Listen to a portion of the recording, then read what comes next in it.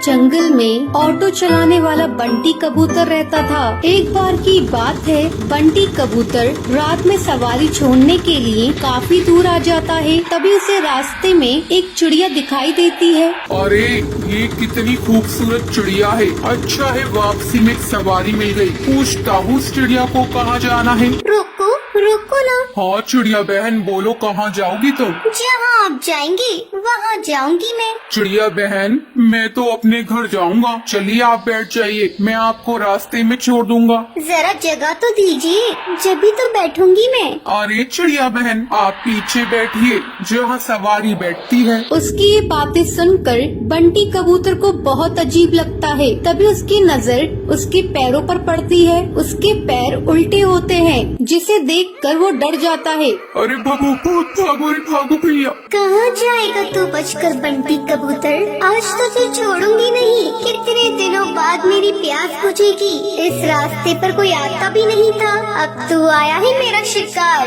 तभी टूनी चिड़िया की आत्मा अपने असली रूप में आ जाती है। वो जोर जोर से हंसने लगती है। कभी वो गायब हो जाती, कभी सामने आ जाती। बंटी कबूतर डर के मारे तेजी से अपना ऑटो भगाता है। वो शीशे में देखता है आत्मा उसका पीछा नहीं कर रही है। वो जंगल के ऑटो स्टैंड पर अपना ऑटो रोकता है। वहीं उसका दोस्त कालू कौवा खड़ा होता है। क्या हुआ बंटी कबूतर, तू इतना घबराया हुआ क्यों है? बंटी कबूतर कालू कौवे को सारी बात बताता है। अरे पागल, इतना सुनहरा मौका हाथ से निकाल दिया तूने। उस चिड़िया की आत्मा का एक पंख तोड़ लेता, वो तेरी गुलाम बन जाती। अरे भाई माफ कर मुझे, मेरी जान बच गई, आज वो ही काफी है मेरे लिए। ये कहकर बंटी कबूतर वहाँ से चला जाता है। कालू कौवा अपने मन में सोचता है, ये तो डरपोक पागल है, इतना सुनहरा मौका गवा दिया। ये पूरे जंगल पे राज करता। चलो कोई नहीं, कल रात में उस जगह जाऊंगा और उस भूतिया चिड़िया का पंख तोड़कर ले आऊंगा। अगले दिन कालू कौवा अपना ऑटो लेकर उसी जंगल के रास्ते पर जाता है। वहाँ पर एक चिड़िया खड़ी होती है। रोको रोको ना, ऑटो रोको, मुझे जाना है। अरे भाई लगता है ये वही चिड़िया की आत्मा है, इसका पंख तोड़ लूंगा। ये कहकर कालू कौवा अपना ऑटो उसके सामने रोकता है और उसके पंख तोड़ने लगता है। अरे बेवकूफ कौवे बदमाश, तेरी हिम्मत कैसे हुई? तूने मेरे पंख तोड़ने की कोशिश की। रुक तुझे भी बताती हूँ। टुनटुनी चिड़िया पास में पड़े डंडे से उसे बहुत मारती है। अरे बहन मुझे माफ कर दो, मुझे लगा तुम एक चिड़िया की आत्मा हो। अरे बदतमीज, तुझे मैं कहाँ से आत्मा नजर आ रही हूँ? चल भाग यहाँ से। टुनटुनी ये कहकर वहाँ से चली जाती है, पर टूनी चिड़िया की आत्मा पेड़ के पीछे खड़े होकर ये सब देख रही होती है। अगले दिन कालू कौवा फिर से अपना ऑटो लेकर वहाँ पर आता है। भाई आज तो पहले उसके पैर देखूंगा तभी उसके पंख तोड़ूंगा, वरना कल की तरह पिटाई हो जाएगी मेरी। अब फिर से वहाँ पर एक चिड़िया खड़ी होती है। रोको रोको ना ऑटो, मुझे जाना है। कालू कौवा उसके पैर देखता है, उसके पैर उल्टे होते हैं। जैसे ही कालू कौवा उसके पंख तोड़ने वाला होता है, तभी टूनी चिड़िया की आत्मा अपने असली रूप में आ जाती है। डरावनी आवाज़ें सुनाई देती है। कालू कौवे आप मेरे पंख तोड़ेगा? ये ले तोड़ के दिखा। टूनी चिड़िया की आत्मा कभी उसके सामने आ जाती, कभी उसके पीछे। वो उसे बहुत मारती है। मुझे माफ कर दो चिड़िया की आत्मा, मैं आगे से कभी भी ऐसा नहीं करूँगा। मुझे जाने दो, मत मारो। क्यों छोड़ दूं तुझे? तो जैसे मन चले बदमाश पक्षियों को मारना ही तो मेरा लक्ष्य है। तुम जैसे लालची पक्षियों को जीने का कोई हक नहीं। तभी वहाँ पर बबलू कबूतर ऑटो में अपनी सवारी बिठाकर वहाँ से गुजर रहा होता है। अरे चिड़िया की आत्मा छोड़ दो उसे, मैं तुमसे विनती करता हूँ। नहीं, मैं इसे नहीं छोड़ सकती। तुम जानते हो एक बार ऐसे ही मैं इस जंगल से ऑटो में जा रही थी। उस ऑटो वाले ने मेरा सामान लूट कर मुझे जान से मार दिया। जब से जो भी मुझे लालची पक्षी दिखाई देता है मैं उसे जान से मार देती हूँ। तभी सुंदरी कौवी बोलती है, अरे टूनी चिड़िया तुम सही कह रही हो, तुम्हारे साथ गलत हुआ है, लेकिन तुम भी सही नहीं कर रही हो। ना जाने कितने पक्षियों को तुम मार रही हो। वो सब उसे बहुत समझाते हैं। वो कालू कौवे को छोड़ देती है। मुझे माफ कर दो, तुम सब सही कह रही हो। मैंने अपने इंतकाम पूरा करने के लिए ना जाने कितने पक्षियों के परिवार को तोड़ा है, पर अब नहीं। इस दुनिया में तुम जैसे नेक दिल पक्षी भी होते हैं। ये कहकर वो वहाँ से चली जाती है। टुनटुनी का पति बंटी एक कुली था। वो नदी पार से आने वाले पक्षियों के सामान को इधर से उधर करता था। एक दिन जब बंटी काम पर जा रहा था, तब टुनटुनी उससे कहती है, अजी, अपनी सेहत का भी ध्यान रखा करो। सभी किसी न किसी दिन छुट्टी लेते हैं, लेकिन तुम तो रविवार को भी काम करते हो। अरे पगली, अगर काम नहीं करूँगा तो घर कैसे चलेगा? तू तो माँ बनने वाली है, बच्चों का खर्चा बढ़ेगा। अगर काम नहीं करूँगा तो अपने बच्चों को अच्छी जिंदगी कैसे दूंगा?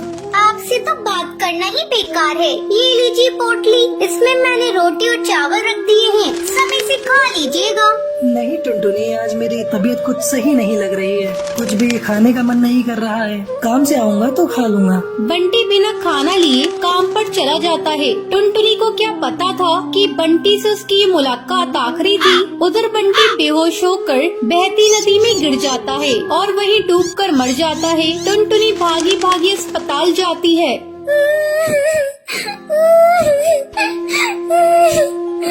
बंटी, ये क्या हो गया?